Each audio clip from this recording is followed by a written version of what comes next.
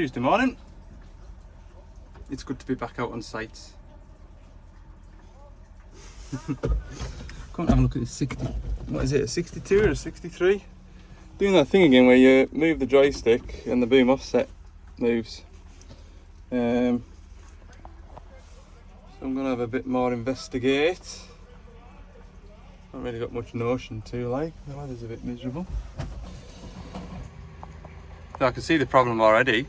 So this machine, 3 or 4, well, I'd say a couple of months ago now, I was at it. When you used the slew, the boom offset would move on its own.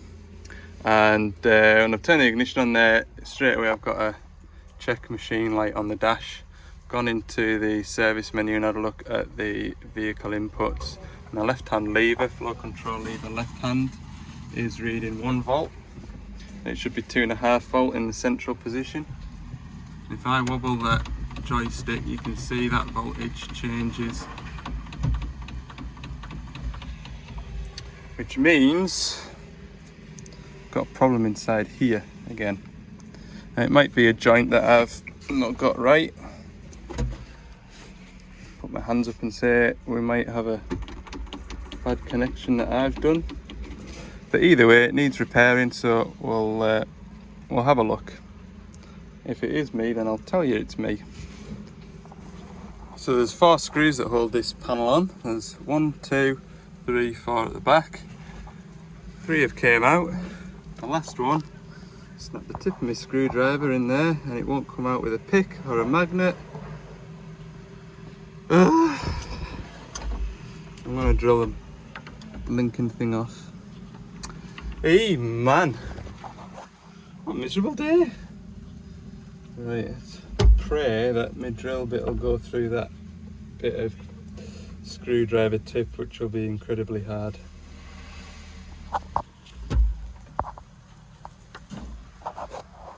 Hard as hell, that. Damn it. Next thing then is chisel and a hammer.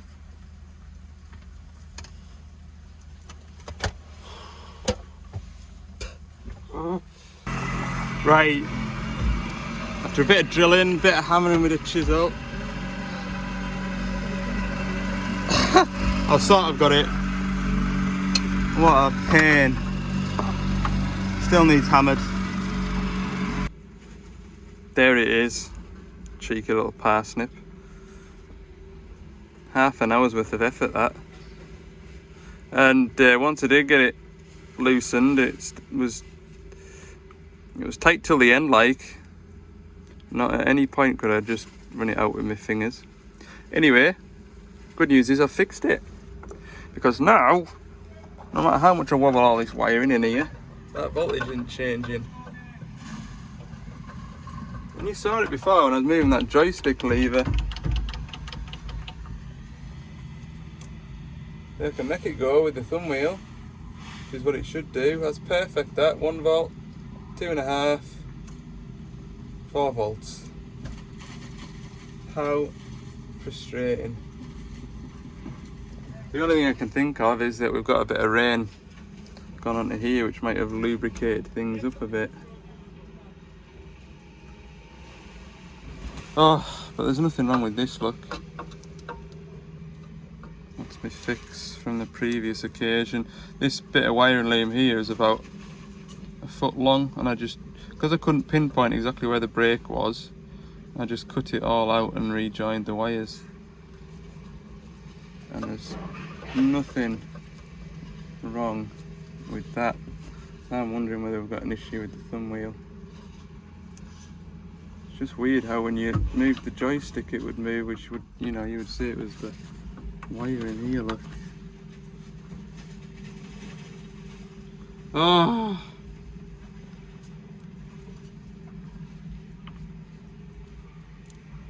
That is really frustrating, look.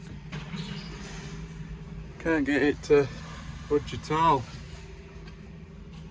You can't get that switch separately to buy the whole joystick handle, which makes it an expensive job to put a joystick handle on, but at least by doing that you've just eradicated the whole problem then, haven't you?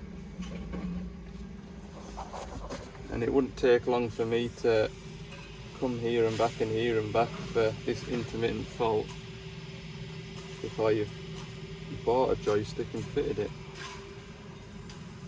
So I might have to go down that road, like, because there's nothing wrong there now.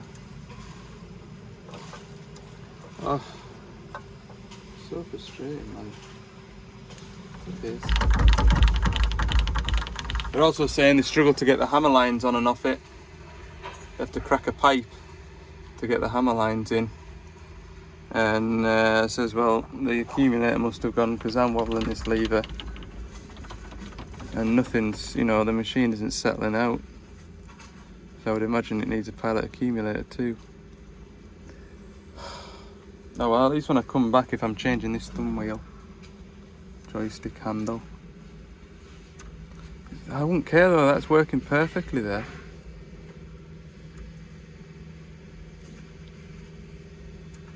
But like I say, when I was wobbling the handle, it goes into here, wiggle up here. I can't been really rough with that, rougher than you'd be normally when you were operating it. Oh, so I can't make it do it. But one thing I did notice is this has got the old style quick hitch switch. That's a 3-position switch. In the center, that's neutral.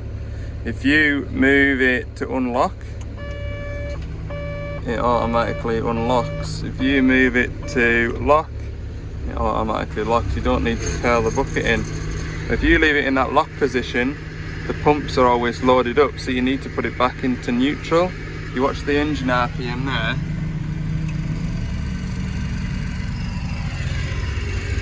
And that's how it works. But I noticed when I took the hammer off, it was in that position there.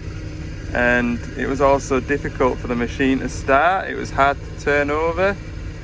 I don't know whether that's been the problem. And we've just got a sticky thumb wheel that needs a bit of WD-40 behind it. I think if the problem persists, then I'm just going to have to get a new handle for it. And I'll just have to let the customer know that that's what I've found. Because I can't make any of this change voltage in there. And I just think there's dust behind that thumb wheel that's caused that. So I don't think on this occasion it's something I've done.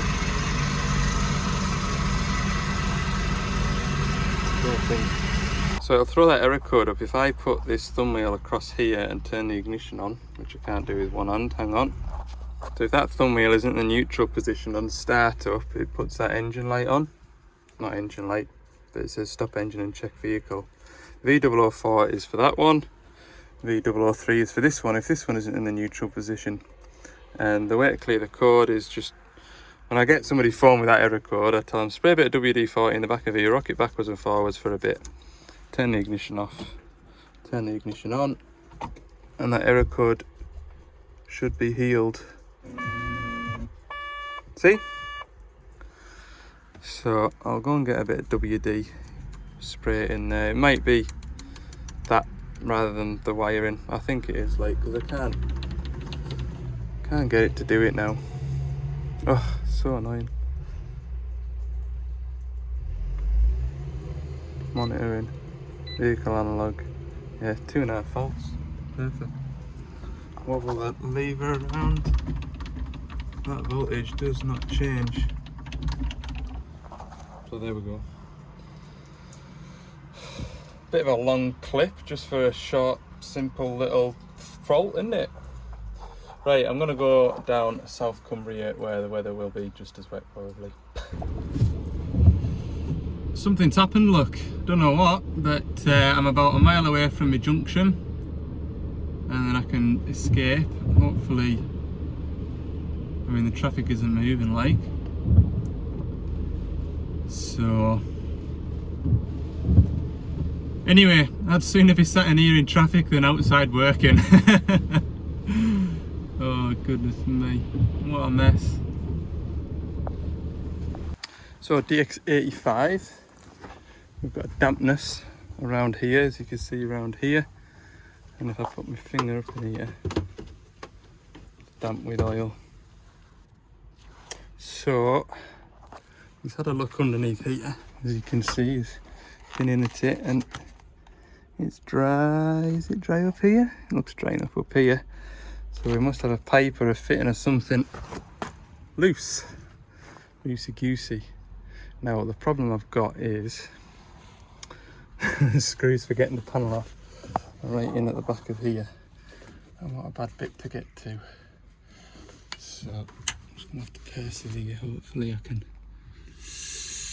I wonder if I take the gas strut off, whether this armrest will tip up a bit higher and sort of work that way rather than trying to work that way.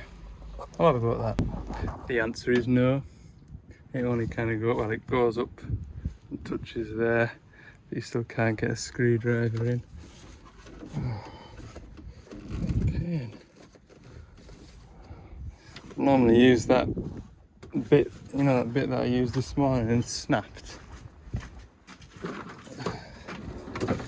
Normally use that bit on an extension. That's the bit that snapped on us this morning. I need a new one. I rely on them quite a lot. They're different shapes. That one might work. Might get with this shorter, stubbier one. Well, I'm seeing a little bit more than I could before, but it's definitely damp down there. It'll just be one of these pipes down here weeping. But I don't know which one it is yet. I think what I'm going to do is take them out of there, take that off there and just pull the joystick up and out. Because I can't get this off. Put it loose, look, there's 2 screws underneath the cover back there. Another thing as well is, plastics like this you don't want to force because you end up smashing them. So I'm not giving you a very good view there. I don't know where this whole thing needs to come off the hinge to be able to get this off and out of the way. I think that's what I'm going to do, just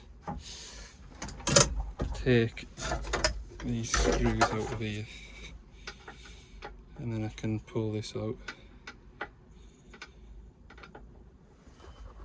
Oh, I miss my little screwdriver fitting. Not particularly taken with these, like, see there with one of them, it just wants to ride out of it like that. Whereas with the one on the socket, you've not got, you know, with there like that, you've got wobble. Whereas when it's on the socket, you're close to it and you've got a bit more leverage. I must get another one of them fittings. So this will be a test for anybody's eyes, or might even be a test for the phone, but I can make out 3 fittings that are damp. Now you might glance at that like I have just done and gone, well, it's not leaking, I can't see out leaking. But if I zoom in on here, which one am I on? This one here.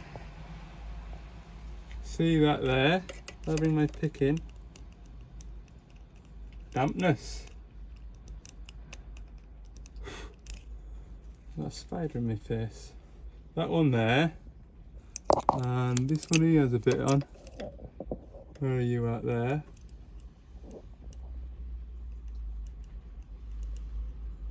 Bit of dampness there. And then this one here was damp too. Where are you at? There.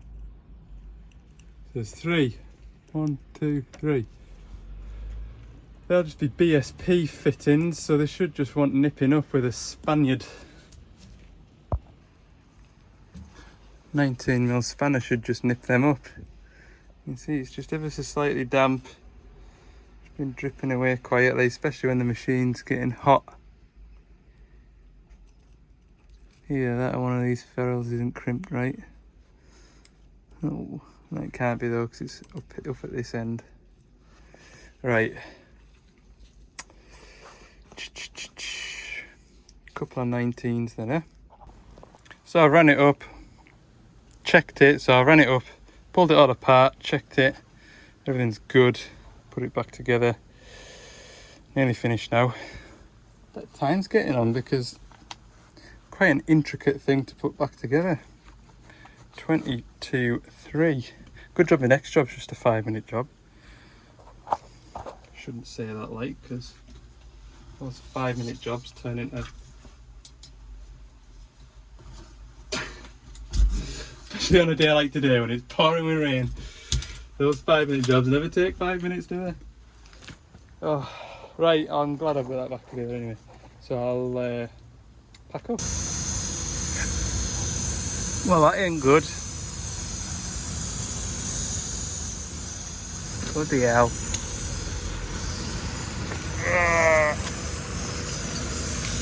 Well in there, like. I don't think I got fire with that in there. Hell, stuck. Proper stuck. Bloody thing. I can't even get it out. I'm gonna leave it in for the tyre fitter to see. I'm sure that's that tyre written off. Nice. There's all the profit gone. God almighty. Right, get this spare ratchet out of here. Oh, it's a nightmare to get out as well because of that stupid tow bar and all. But we've had some bad luck today. To be fair though, them tyres are about, well, probably get another 5,000 or 6,000 out of them, like, but probably not a bad thing, I suppose. Problem is with those Michelin Agilis is they are sided, so this tyre now, as you can see, is pointing the wrong way. Them arrows should be pointing that way. So if I had a puncture on the right hand side, then I could leave that on, but I'm gonna have to go to the tyre spot now, well not now, but today, tomorrow, and get that tyre replaced. And then because it's running on the diff, I'll have a brand new tyre on one side and a worn one on the other side, which will then start to wind the diff up. So it's gonna need 2 new tyres, but like I say, to be fair, these tyres are getting fairly down now. But what I was gonna do is swap the fronts with the backs. I don't think these ones are just as worn. No, there's a lot more meat left on them. Anyway, it's kind of forced my hand now. I'll probably have to put a fresh pair on the back. Like I said, they've done 25, nearly 30,000 mile. So, you know, I was expecting to have to change in the next month or 2. At least I'm quiet and I'm not taking time out of my working day to get tyres put on. I'm not, you know, flat out busy, so I've had a right run of it today, like hold ups and stops and starts. It's 4:10, last job of the day, hopefully just a 2-minute job, door catch to put on that shovel. It's really raining now, look.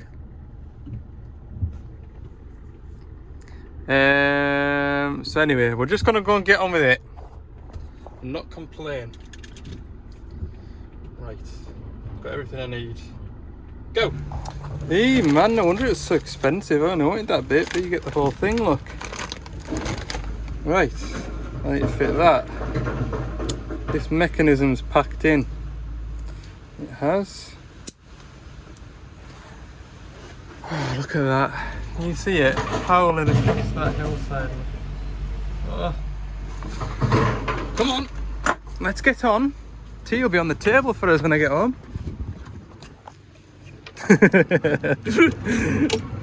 It might not be. No, it will be. I made tea last night. I made it so because what is it today? Tuesday. Tuesday's a busy day in our household, so it always helps when there's tea made. Yeah. So it does. Yeah, I made it about 9:30 last night. Right, there's a good step stool. Look, step stool, step stool, step stool. Yeah, there you go, that catch there is working perfectly. It wasn't when I came and had a look at it the other day. Oh, there you go, look. It's all jigger-buggered. Right, we'll change that real quick. Lovely. All attached. With our step stool away. Next to my flat tyre.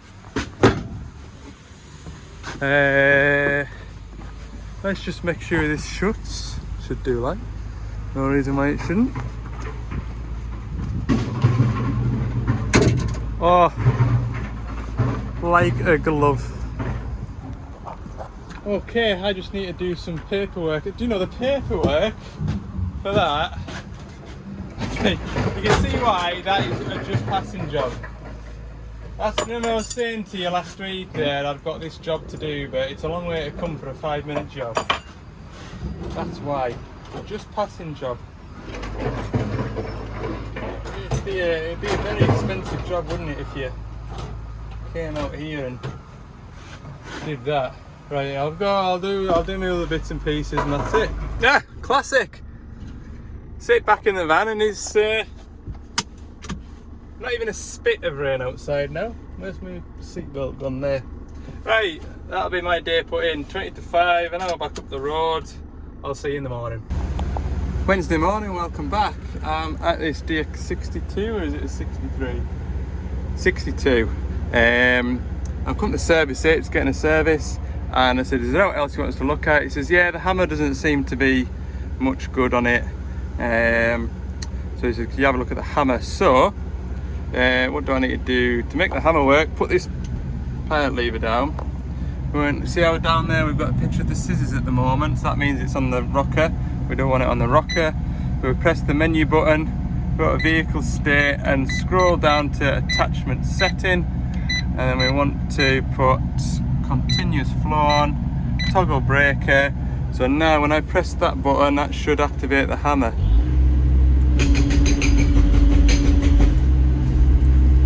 That doesn't seem particularly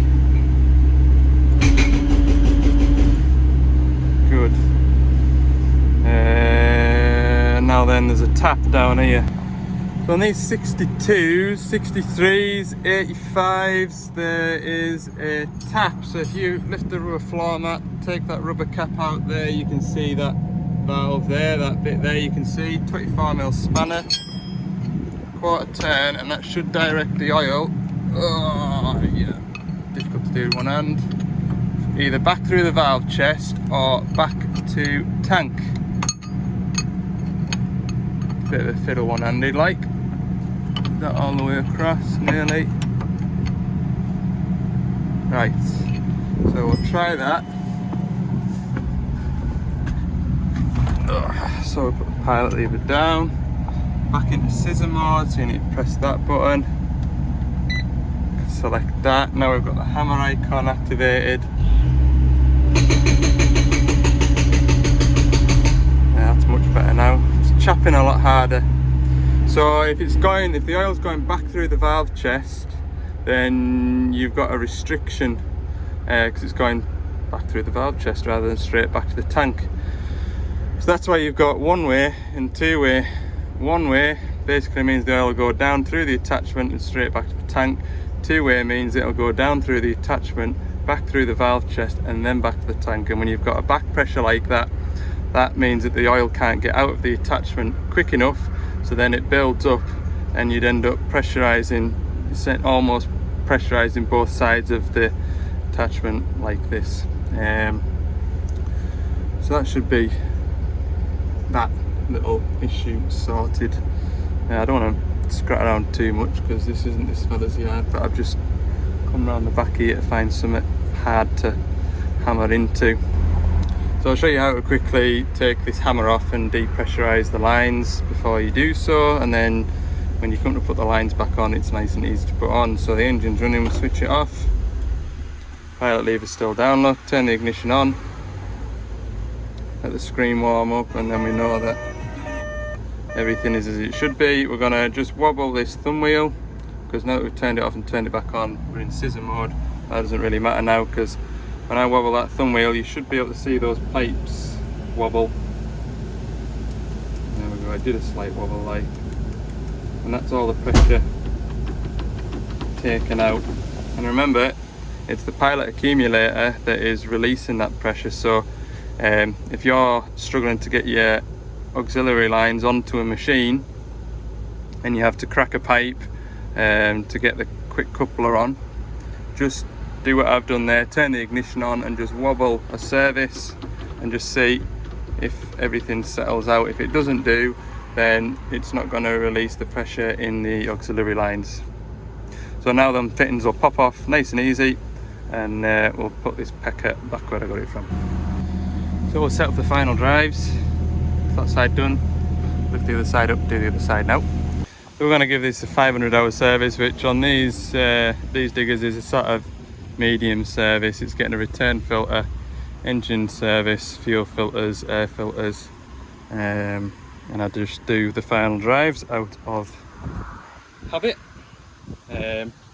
Of course the engine's in the side, so you need it cross-tracked like that. The amount of fork I'll go and service the machine, fetch the machine over, and leave the machine straight on, dead straight. First thing I have to do is cross-track it, and then generally that means that I need to move other things about to get it into a position where I can service it. So nice to see there's plenty of space in this yard anyway. Right, I'll get a boiler suit on. I can't decide. It's quite warm out today. It's actually 19.5 degrees, whereas yesterday it was 11 degrees and raining and wet and windy. Still windy, but there's less showers about, so I might just put a normal boiler suit on because it is quite warm.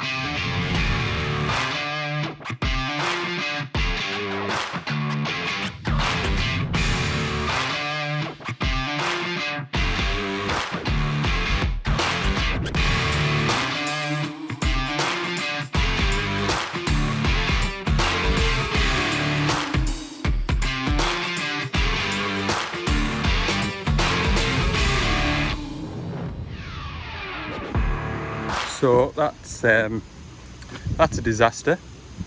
Turns out the sump bung, if you drop it into one of these orange funnels, it blocks it perfectly.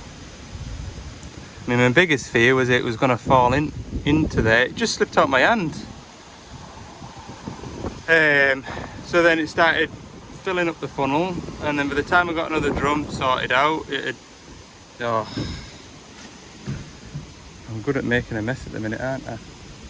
Oh, it's the rain too. I picked the wrong boiler suit. Damn it! Right, that looks a lot better now. You make your own look, don't you? What are the chances of that happening? Got my last glove, so that's also good. Never mind. Right, get this serviced.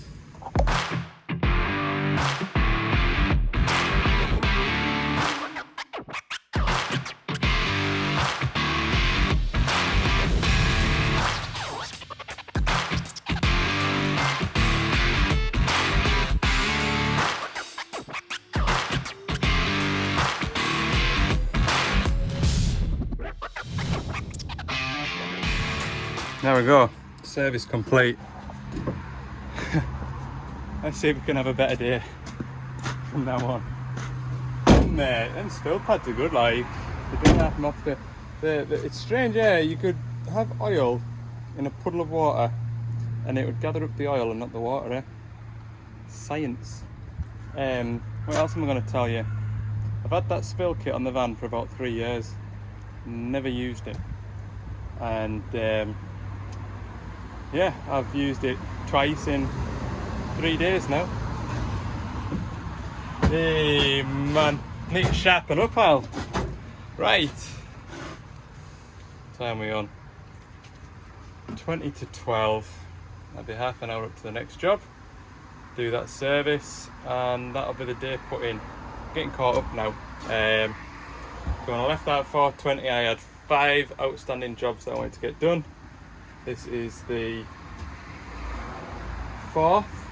That first job I was at yesterday was an extra job, so I suppose 6 jobs. So got 2 jobs left, one of which I can't get till later in the week, so getting caught up again, which isn't a bad thing. Like, I should enjoy it while it's quieter. Right, we'll crack on. Right, last job of the day is service this little DX19, but I can't. Just the first service, like, but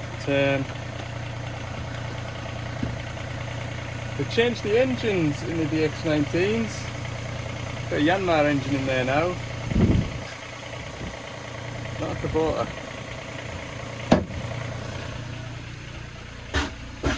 Fuel filter looks like that.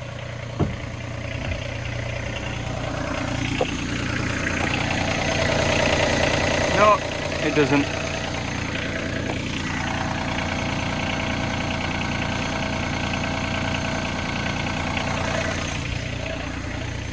One of them days, isn't it?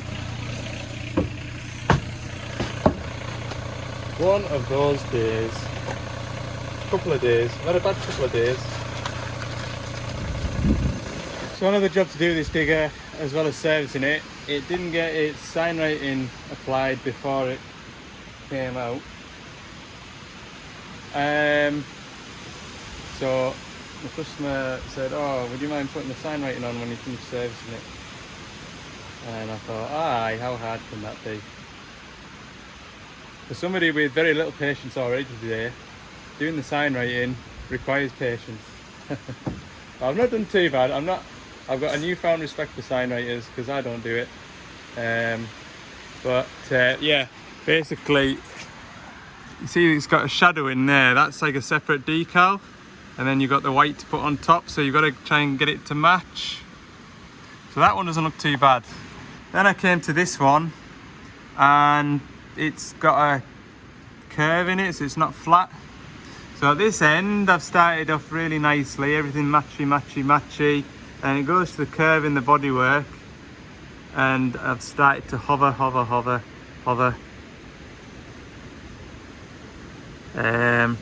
So yeah, not as pleased with that one. The boom one was going great, and then again just started to get a bit of a hover in here, and then I got a crease, and then I've got air bubbles in there. But from a distance it looks all right. And